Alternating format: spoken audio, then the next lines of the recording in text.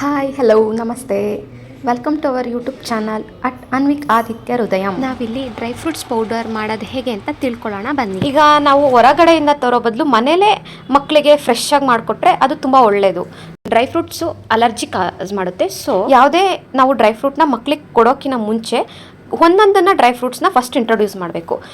ಈಗ ಒಂದು ಡ್ರೈ ಫ್ರೂಟ್ನ ಇವತ್ತು ಮಾರ್ನಿಂಗ್ ಕೊಟ್ಟಿದ್ದೀರಾ ಅಂತ ಅಂದರೆ ನೆಕ್ಸ್ಟ್ ಮಾರ್ನಿಂಗ್ವರೆಗೂ ಅವ್ರಿಗೆ ಏನು ಯಾವುದು ಅಲರ್ಜಿ ಆಗಿಲ್ಲ ಅಂತ ಅಂದರೆ ಸೊ ಅದು ಪಾಪುಗೆ ಏನೂ ಆಗಲ್ಲ, ಆರಾಮ್ಸೆ ಅದು ಪಾಪು ತಿನ್ಬೋದು ಅಂತ ಅಲ್ಲಿಗೆ. ನಾನು ಇಲ್ಲಿ 1 ಕಪ್ಪಷ್ಟು ಬಾದಾಮಿ ತೊಗೊಂಡಿದ್ದೀನಿ.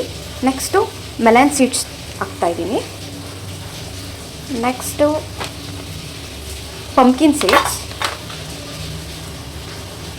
ಗೋಡಂಬಿ, ಕ್ಯಾಶ್ಯೂ,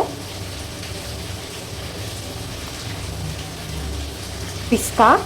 ಇಲ್ಲಿ ನಾನು ಪ್ಲೇನ್ ಪಿಸ್ತಾ ತೊಗೊಂಡಿದ್ದೀನಿ, ಸಾಲ್ಟೆಡ್ ತೊಗೊಂಡಿಲ್ಲ. ಇದನ್ನು ಚೆನ್ನಾಗೆ ಬಾಣಲಿಯಲ್ಲಿ ಸ್ವಲ್ಪ ಹುರ್ಕೊಳ್ಳೋಣ.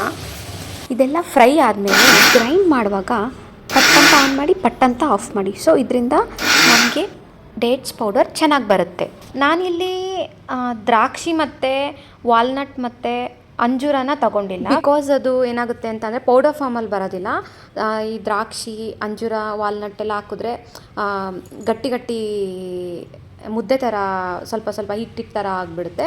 ಹಾಗಾಗಿ ನಾನೇನು ಮಾಡ್ತೀನಿ, ದ್ರಾಕ್ಷಿ ಮತ್ತು ಡೇಟ್ಸ್ ಇರುತ್ತಲ್ಲ, ಹಸಿ ಖರ್ಜೂರ, ಅವೆರಡನ್ನು ಮಿಕ್ಸಿ ಮಾಡಿ ಇದೇನು ಪುಡಿ ಇರುತ್ತೆ ಎಲ್ಲದನ್ನು ಮಿಕ್ಸ್ ಮಾಡ್ತೀನಿ. ಉಂಡೆ ಲಡ್ಡು ಥರ ಮಾಡಿಬಿಟ್ಟು ಡೈರೆಕ್ಟ್ ಬೇಬಿಗೆ ತಿನ್ನೋಕೆ ಕೊಡ್ತೀನಿ. ಸೊ ಅದು ಸ್ವೀಟ್ನೆಸ್ ಇರುತ್ತಲ್ಲ, ಬೇಬಿ ಆರಾಮ್ಸೆ ತಿನ್ಕೊಳುತ್ತೆ. Thank you for watching. Do like, share and subscribe. See you in the next video. Tata.